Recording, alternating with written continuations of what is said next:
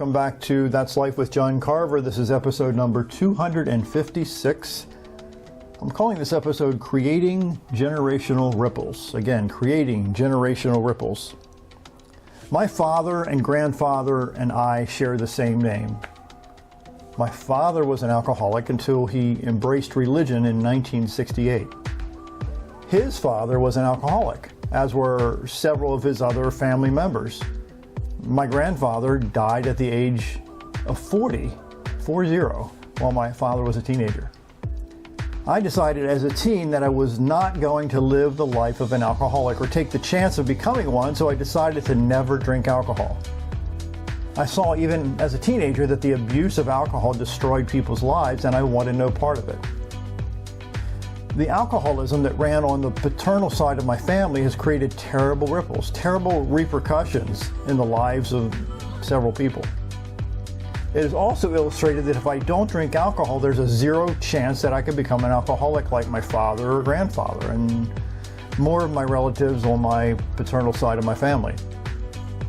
You see, most people I've learned lived in such a way and still live in such a way that they don't consider the ripples that they're still being impacted by every day. They assume that what they were taught is the truth.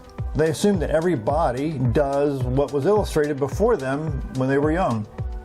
So as importantly, many people don't even realize that their lives leave ripples in many people's lives. They don't realize that everything they do leaves marks on those in their lives and those who are impacted by those in their lives.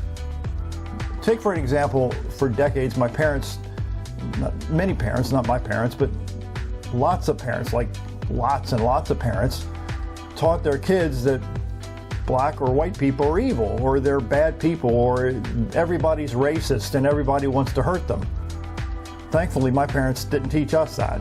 My parents taught us that everybody's the same. We're all brothers and sisters. But you see, generations of people grew up believing that because people look different than them, they're bad people. These beliefs are alive today, and those beliefs are killing our country.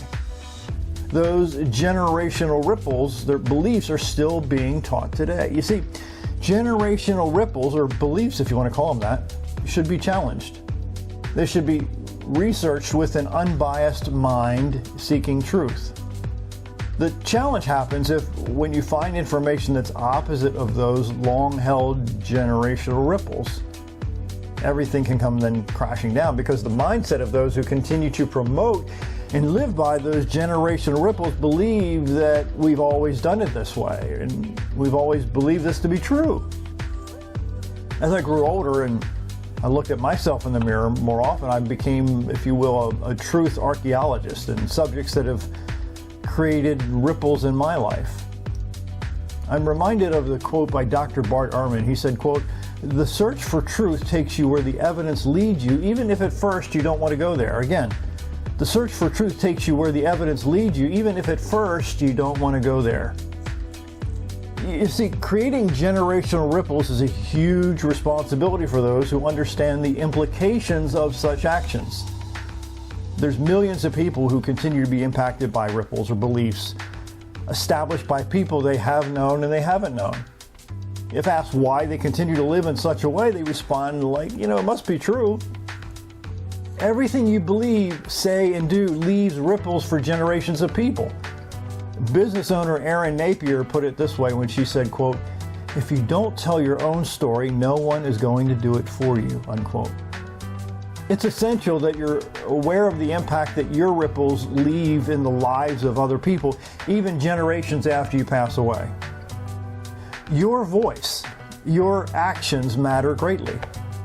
Don't let political correctness keep you from walking in truth, no matter what generational ripples have influenced you so far in life.